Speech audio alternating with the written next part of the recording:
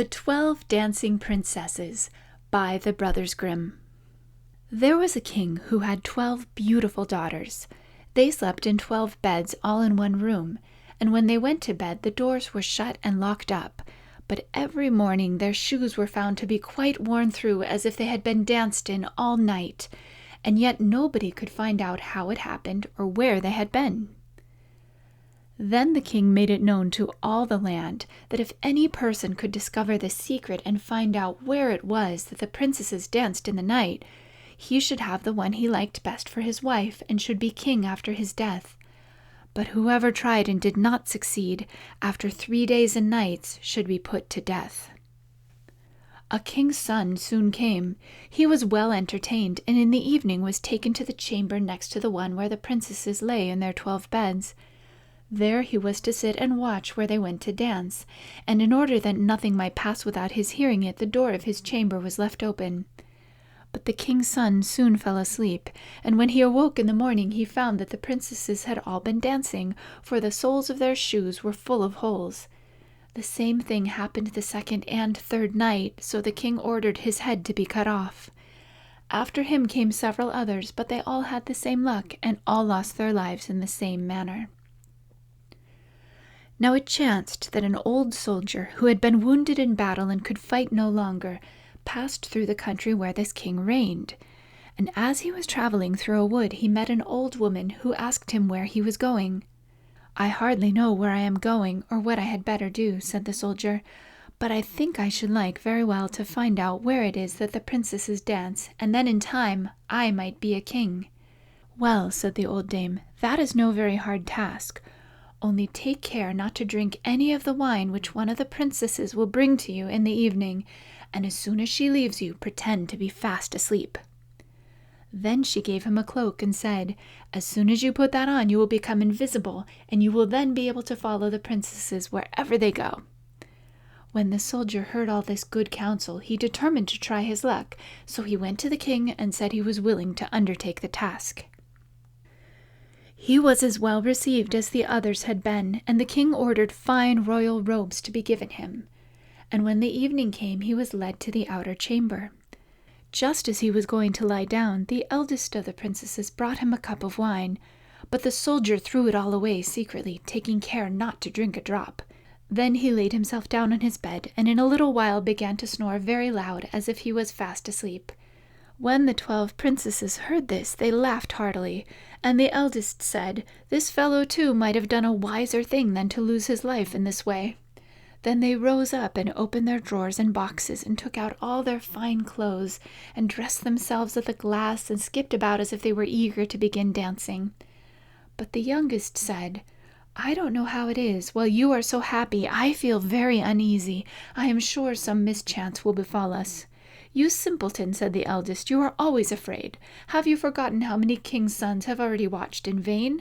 And as for this soldier, even if I had not given him his sleeping draught, he would have slept soundly enough." When they were all ready, they went and looked at the soldier, but he snored on and did not stir hand or foot, so they thought they were quite safe. And the eldest went up to her own bed and clapped her hands, and the bed sank into the floor, and a trapdoor flew open. The soldiers saw them going down through the trapdoor one after another, the eldest leading the way, and thinking he had no time to lose, he jumped up, put on the cloak which the old woman had given him, and followed them. But in the middle of the stairs he trod on the gown of the youngest princess, and she cried out to her sisters, "All is not right. Someone took hold of my gown." "You silly creature," said the eldest, "it is nothing but a nail in the wall." Then down they all went, and at the bottom they found themselves in a most delightful grove of trees, and the leaves were all of silver and glittered and sparkled beautifully. The soldier wished to take away some token of the place, so he broke off a little branch, and there came a loud noise from the tree. Then the youngest daughter said again, "I am sure all is not right. Did not you hear that noise? That never happened before." But the eldest said, "It is only our princes who are shouting for joy at our approach." Then they came to another grove of trees where all the leaves were of gold, and afterwards to a third where the leaves were all glittering diamonds. And the soldier broke a branch from each, and every time there was a loud noise which made the youngest sister tremble with fear. But the eldest still said it was only the princes who were crying for joy. So they went on till they came to a great lake, and at the side of the lake there lay 12 little boats with 12 handsome princes in them, who seemed to be waiting there for the princesses. One of the princesses went into each boat, and the soldier stepped into the same boat with the youngest. As they were rowing over the lake, the prince who was in the boat with the youngest princess and the soldier said, "I do not know why it is, but though I am rowing with all my might, we do not get on so fast as usual, and I am quite tired. The boat seems very heavy today." "It is only the heat of the weather," said the princess. "I feel it very warm too." On the other side of the lake stood a fine illuminated castle, from which came the merry music of horns and trumpets.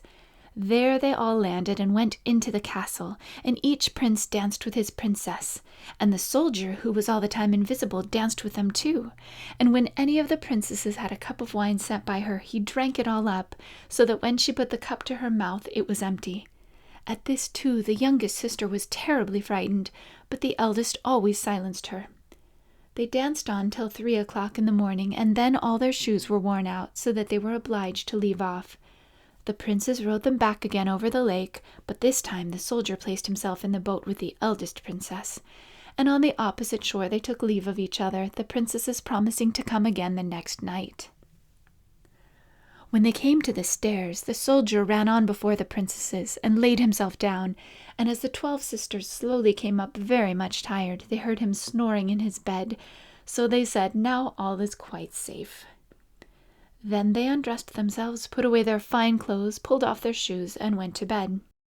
In the morning the soldier said nothing about what had happened, but determined to see more of this strange adventure, and went again the 2nd and 3rd night. And everything happened just as before. The princesses danced each time till their shoes were worn to pieces, and then returned home.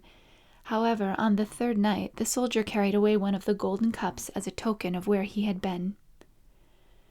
As soon as the time came when he was to declare the secret, he was taken before the king with the 3 branches and the golden cup, and the 12 princesses stood listening behind the door to hear what he would say. And when the king asked him, "Where do my 12 daughters dance at night?" he answered, "With 12 princes in a castle underground." And then he told the king all that had happened, and showed him the 3 branches and the golden cup which he had brought with him. Then the king called for the princesses, and asked them whether what the soldier said was true. And when they saw that they were discovered, and that it was of no use to deny what had happened, they confessed it all. And the king asked the soldier which of them he would choose for his wife, and he answered, "I am not very young, so I will have the eldest." And they were married that very day, and the soldier was chosen to be the king's heir.